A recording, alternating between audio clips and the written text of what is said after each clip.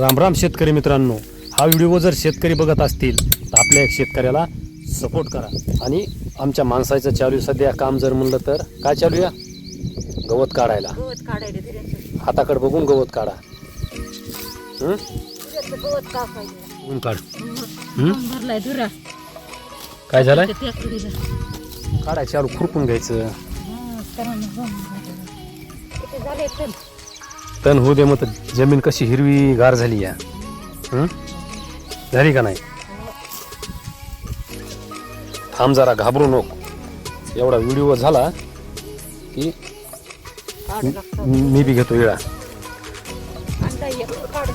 बघू शकता मित्रांनो, पाऊस कमी झाला की तरी पण पिकं जातात आणि पाऊस जास्त झाला तरी पण पिकं जातात.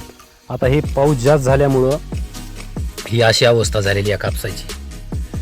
तर आपण ह्याला थोडा थोडा युरिया टाकलेला आहे, कारण या युरियामुळं कदाचित हे झाड चांगलं होऊ शकतं.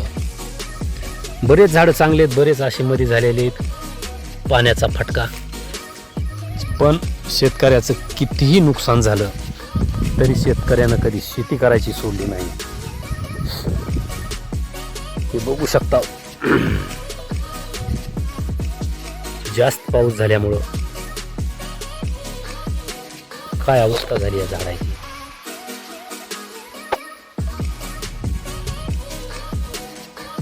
बाकीचा तर खूप चांगला आहे, पण ज्या झाडाला जास्त पाणी झालंय ते झाडं पूर्णपणे भ्रष्ट झालेले आहेत.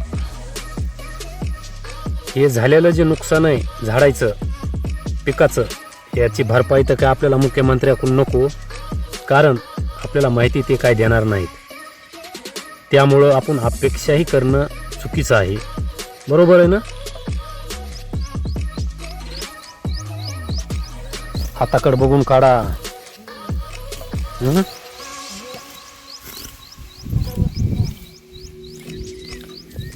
गवत म्हणजे काय? जनावराला राईट झालं.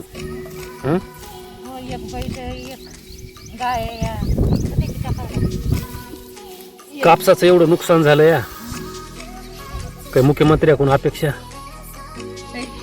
काय मागावं? त्याच्या मग कुणाच्या हातात आहे? निसर्गाच्या हातात आहे. पाऊस कमी जास्ती. अरे पाऊस ते झालं, नुकसान केलं आपलं पावसानं, पण त्याची नुकसान भरपाई द्यायचं ते कुणाच्या हातात आहे? मग त्यांनी द्यायला पाहिजे का नाही? आपण त्यांना मतदान करून त्या पदावर नेऊन बसवलेलं आहे. मग त्यांनी भरपाई द्यायला पाहिजे का नाही?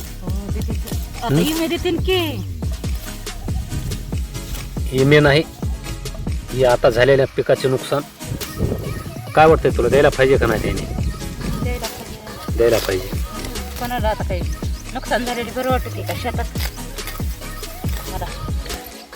बरं, सरकार नुकसान भरपाई देईल अगर नाही देईल, तर शेतकऱ्यानं शेती ही सरकारच्या भरोश्यावर केलेली नाही. बरोबर आहे का? सरकारच्या भरोश्यावर शेती करतंय. लाख नुकसान होईल, 2 लाख नुकसान होईल, शेती करायची. पण शेतकऱ्यानं कधी शेती करायची सोडली का?